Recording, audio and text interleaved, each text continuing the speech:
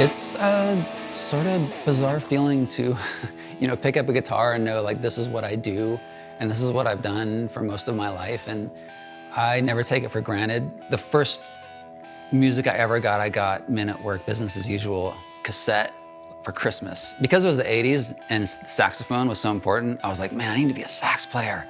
Sax is where it's at. Like if I could be a sax player, and I was probably like 7 or 8 years old. So really sax is what, even though it's ridiculous to think back now, but that was like my dream. Luckily, most people have the story of just getting the Kmart guitar or, having a succession of bad guitars till they get the one they save up.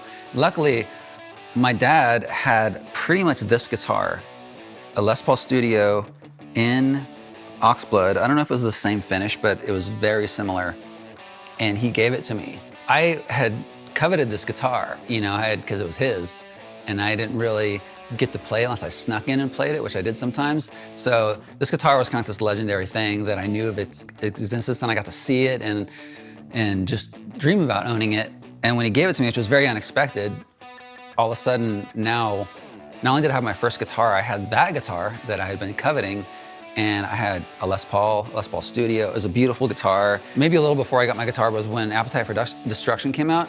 So I saw Slash playing a Les Paul, so I didn't know anything about guitars at all. I didn't know a Gibson from anything other than knowing this guitar, but I saw he played the same guitar. No matter who you were, you listen to punk, you listen to metal, you listen to hip hop, everyone loved Appetite for Destruction. So that was a way that I was able to connect myself to this guitar. What I'm holding here is the new Les Paul Studio. There's a great continuity with this guitar because this feels like my first guitar. It's not like, whoa, this is like a bizarre version of that guitar. This feels like I'm holding that guitar that I first held in 1989. These are kind of a middle ground where they're light enough that I can fling around on stage and not, break my neck. And it's just such a great all-around live guitar for me. My sort of people that influenced me or that I appreciated were, like Dr. No from Bad Brains. People that had weird guitar styles like Philo Kramer from Fear. Greg Ginn obviously has a very strange jazz, insane guitar style. And East Bay Ray from the Dead Kennedys, he had a weird like surf jazz thing that he brought into punk. So that kind of stuff stuck out to me. Like I say, I was never obsessed with guitar god type of people. So like when I started playing, I didn't think about tone or technique really.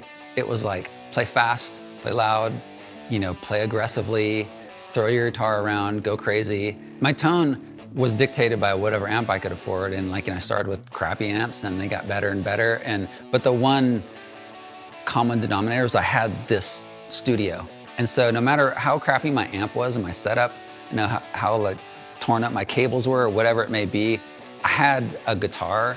I had one piece of the chain that was undeniable. In AFI and even before that, I was the only guitar player, so I had to fill up the music.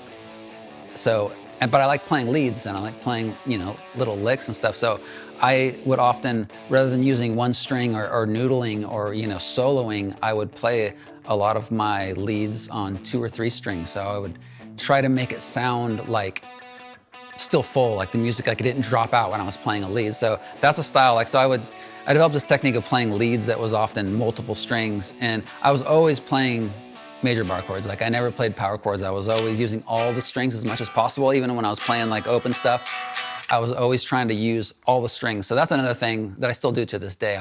I'm never going like, I've been in AFI for 20 years, almost exactly. And I joined the band in 1998. When I joined the band, I was the songwriter because the guy that I replaced was the songwriter. So every time Davey and I sit down to write a new record, it's just whatever comes out. We were both doing this, and when we got together, we went like that. Like there's this weird synergy between the two of us that is why it worked, I guess. The day he asked me to join the band, we started writing Black Sails in the Sunset, which is the first record that, I wrote most of the music on. And, that was a very kind of dark, aggressive, hardcore meets punk meets other things that we were bringing, this kind of dark thing that we were bringing into it. Yeah, we never had any conscious decisions to what the sound of each record was going to be. But if you know AFI, each record is different.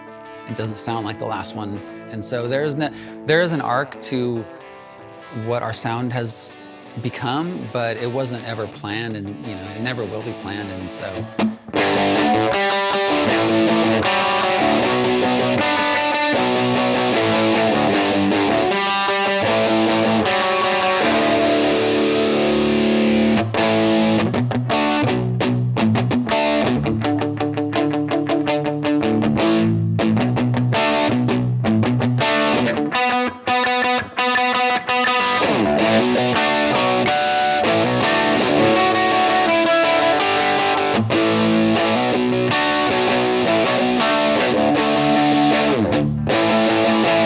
When I plugged this guitar in today, picking it for the first time, like I say, I'm plugging into an unfamiliar setup.